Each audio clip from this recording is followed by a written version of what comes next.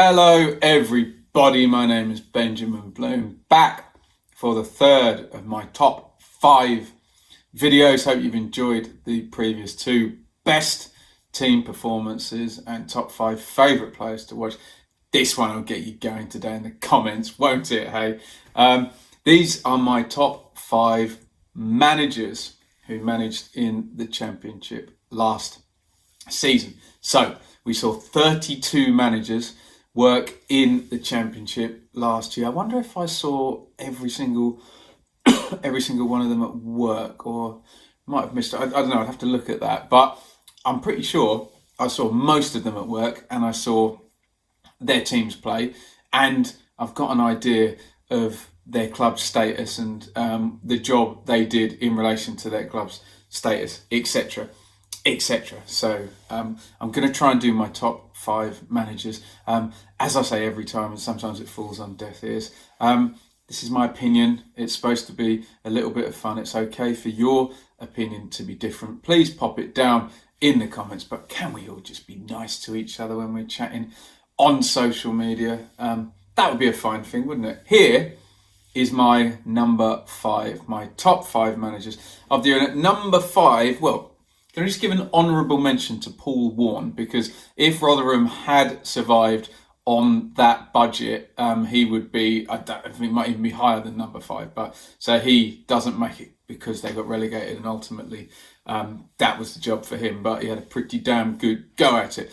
But my number 5 is Steve Bruce, which I never thought I would be saying at the start of the season.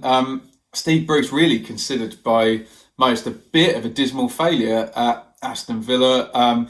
Came in under Di Matteo. There was that ridiculous transfer window, 88 million. Dr. Tony throws absolutely every penny he's got at it. Bruce doesn't make the playoffs the first season. He does make the playoffs the second season. Little bit of austerity Aston Villa there with its loan signings and John Terry on a free, Snodgrass, Graben, Johnston, etc. And they lose in the playoff final, and it's all very cautious, and they squeak through against Pulis's Middlesbrough, and weren't anywhere near Jukanovic's Fulham, really. So we start the new season, and the big caveat to this is the well-documented personal problems Steve Bruce had with both his mother and father dying in quick succession. I don't know when that was. I know it was possibly in a close season, or around that time that the next season was starting. So that obviously could have been a big factor, but it doesn't work out for him. Aston Villa, they're in the last year of the parachute payments, and they're struggling, and they fire him, must have been mid-late September, early October, around that sort of time, and he is gone. And I didn't think I'd be mentioning Steve Bruce again, but it's announced quite early that Bruce is going to be coming in to manage Sheffield Wednesday. We know he's like a veteran of the Championship now, managed loads of teams, but he has obviously many years ago managed Sheffield United before. So interesting one, see him go back into Sheffield Wednesday, who were really tanking it under Josh Lahukai. Bruce doesn't really have any money to play with. Mr. Chansiri, we know, is a FFP dodger. In fact, they still haven't submitted their accounts actually for 2017-18 Sheffield Wednesday, so that might run. But Bruce comes in, and frankly, the upturn and the results and the impact that he made was incredible. They go from, some good work was done before Bruce actually arrives in the dugout, but none of us are buying the fact that he didn't have any say in, get Westwood back in the goal, get these guys in, sort this and this out before I get here, and I'll tweak when I arrive.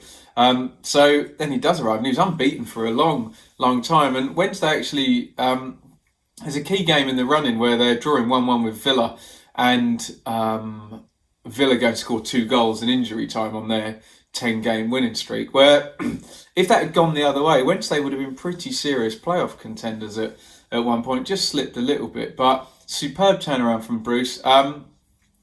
I do lump him a little bit in with the Mick McCarthy style of football, but Wednesday were quite good when I saw them away at Norwich at the end of the season. They played with some flair, and it wasn't all booting it into the channel. So just for the sheer impact and the kind of redemption story from being fired at the start of the season, Steve Bruce is my number 5. My number 4 is the man who replaced Steve Bruce and ultimately has just got promoted with Aston Villa. Dean Smith is my number 4. So Smith starts the season. We can probably lump him in for 2 good jobs of work here. Starts the season with Brentford, and Brentford are actually flying high when the Aston Villa job comes about. I remember a very close shave up at Leeds, where Leeds equalised right at the end, and Brentford could have been away at the top there with a little cushion right at the start of the season. Excuse me, in September. And Brentford went off a cliff after the Aston Villa job came up, and Smith was always going to go and take that. In he comes at Aston Villa, starts to steady things and change the style of football from Bruce, with the centre halves encouraged to pass out to the fullbacks, and the fullbacks encouraged to get up the pitch and circulate the ball around in central midfield, and 4-1-4-1, and all we know about Dean Smith and his style now with hindsight. That took a little while to bed in. I remember seeing one of the earlier games, but he takes hold of the team and they start to go on a pretty nice run and start to look dangerous. Then Grealish gets injured, and then they have a very bad run, and I think there's a point where they're 13th or something and 8 points outside the playoffs. Grealish comes back, everything kind of crystallises, and a lot of good work that had already been happening on the pattern of play can then really see its benefits when you get Mings and Tuanzebe, Hourihane playing the ball at central midfield, Grealish and McGinn, balance from El Ghazi and Adoma down the wings, Abraham up front. 10-game winning streak, brilliant, gets his team through the playoffs, gets promotion. You're probably asking, why isn't he higher, Ben? Because he did ultimately win promotion. Well, the first thing is we have to say, in reference to the stature of the club and the money spent and the money available, really top 6 is par for Villa, but he took them in a bit of a hole and got them up. But in the big picture, Villa finished probably where they should do, and he got them through, which is why he didn't quite make my top 3, because you have to remember that there's teams in the Championship up against teams with just a tenth, a pittance of the resources that parachute teams have. But you've heard me rant about that way too often already. So, number 3, Marcelo Bielsa. Now, this one splits opinion, doesn't it? Because some people see him as a bit of a deity and a genius, and some people, he's a fraud, they bottled it, he's the problem.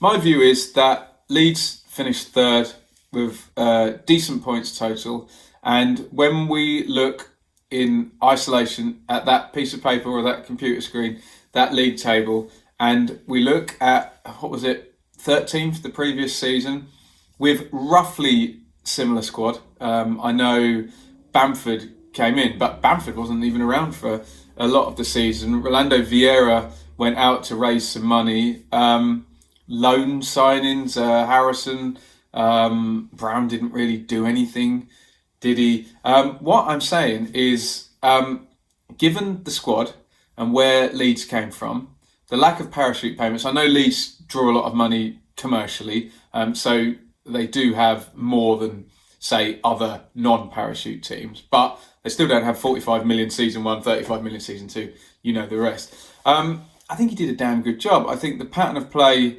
was excellent. The pre-season was obviously superb. They went out like an absolute train. And I never like to blame injuries, because I know every team gets injuries. I know at one point Sheffield United had both Sharp and Basham out, didn't they? And Norwich had Leitner out at one point. Everyone gets injuries, I know.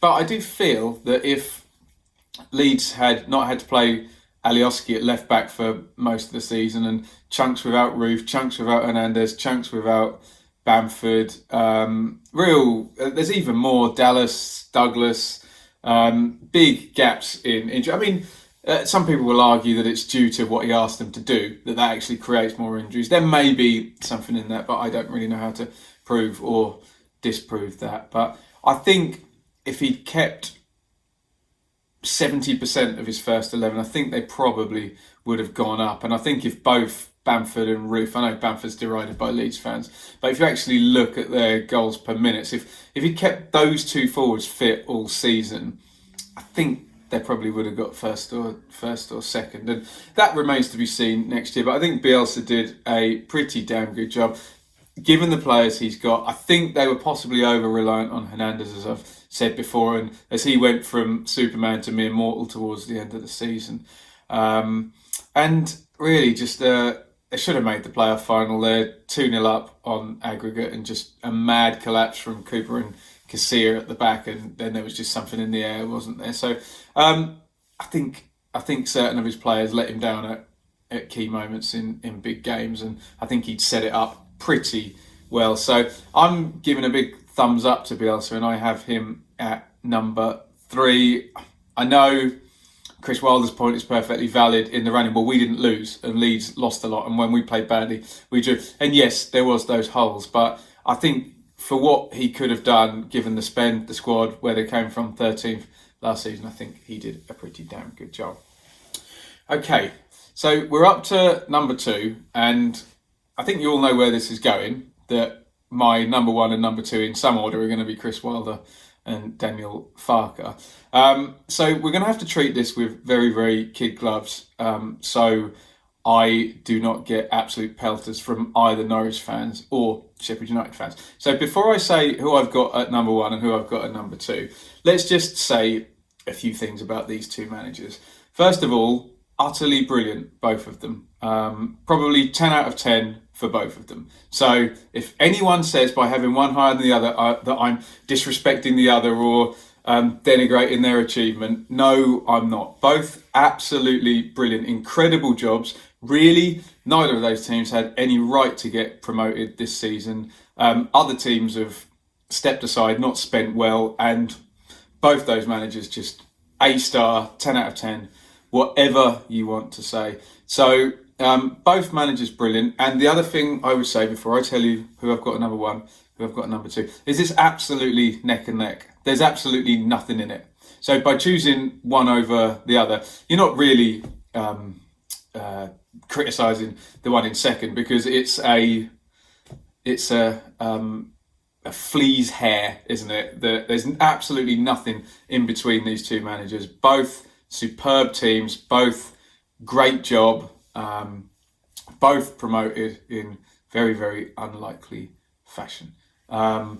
Norwich, you would say, were the better team. That doesn't necessarily mean Farke was the better manager. So I'm setting this up. I'm saying that both of them were absolutely brilliant. There's absolutely nothing between them at all. And whoever you have at number 1 is probably pretty deserving, because they both did staggeringly good jobs. Okay, so before the Norwich fans start giving me massive stick in the comments, I have got Daniel Farke at number 2 and Chris Wilder at number 1. Just, okay, and hear me out. As I say, I'm going to repeat, both absolutely brilliant jobs. It should be number 1 and number 1A rather than 1 and 2. I just have a couple of tiny little things that just put Wilder ahead. And it's not anything Farke did wrong. It's a couple of little advantages that Daniel Farke had that Chris Wilder didn't. So what I'm saying, Norwich fans, is they both did a superb job with the resources that they had. Incredible. Again, both of them should have been playoffs at best. But I just think there's maybe 2 things that Farke had that Wilder didn't. Hear me out. Farke had Stuart Webber, and Wilder didn't. So Wilder did this without the number 1 guy in the sporting director role. Everyone knows Webber took Huddersfield up, completely unlikely promotion there, brilliant recruitment, brilliant job, putting Wagner in. And if you watch the Norwich season review I did with Connor Southwell on that channel, even Connor said this will probably be remembered as the Stuart Webber era rather than the Daniel Farke era. So I'm saying Daniel Farke had a really brilliant sporting director with an overarching plan, and that started before Farke was even there. Don't get me wrong, Farke, pattern of play, absolutely brilliant. Same with Wilder. The other thing is just size of club, and Sheffield United fans may not like me for saying this, but in 7 of the last 8 seasons, Norwich have received either Premier League TV money or Championship parachute payments in 7 of the last 8. In 6 of the last 8 seasons, Sheffield United were in League One, making what is it? I think it's like, no, it's not 7, 1 million a year possibly TV money. Fact check me on that.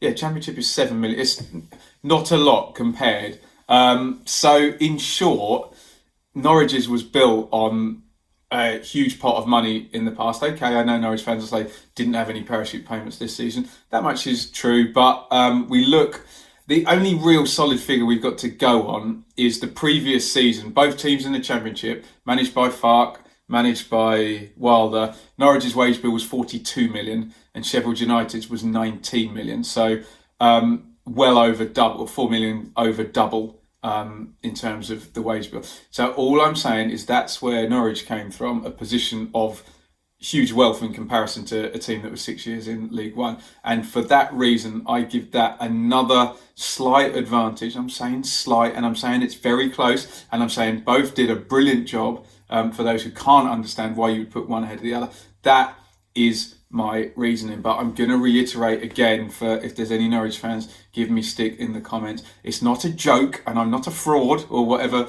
language football fans like to use. I'm saying that both Chris Wilder and Daniel Farke did amazing, superb jobs. I'm saying they're both 10 out of 10. They're both A stars, and this is a top 5 list. And I'm saying the 2 reasons, the 2 slight advantages that Wilder didn't have that Farke did have. 1 was Stuart Webber, and 2 is 7 years of Premier League money or parachute money to set up a bigger club versus 6 years in League One, where they sort of came from. So that's my reasoning. I'm sure I'll still get absolute pelters, despite praising both managers and saying they're pretty much neck and neck and there's only 2 tiny reasons. But that is my lineup. My top 5, it went Steve Bruce, Dean Smith, Marcelo Bielsa, Daniel Farke, and then Chris Wilder. That's my view. That's my opinion. You are entitled to your opinion. If I have a different opinion to you, that means you don't have to hurl abuse and insults at me, and me neither to you. And I'm sure fans will justify their opinion. Did I miss anyone out? Would you have anybody differently in there? Any love for Preston doing well? Bristol City in there? Paul Warren, like I mentioned, the honourable mention at the start. Any different managers in there, let me know in the comments. But let's please don't all have a go at me. I've tried to make a top 5 list and give a sensible, reasonable, neutral validation of my list. Follow me on Twitter at Benjamin Bloom. Hit the subscribe button, hit the bell for regular notifications, and give me also your ideas for other top 5 videos in the comments. And if I like them, I will get them done. I've said it at the end of all of these top 5 videos. I'm going to hide from all the Norwich fans telling me, how dare you not say my manager was brilliant? Well, I did say he was brilliant. I just have a different 1 millimetre ahead of him in a very, very neck and neck race. Thank you for watching. I think I've pressed my point home enough now. And see you tomorrow for another one of these delightful YouTube top 5 videos. See ya.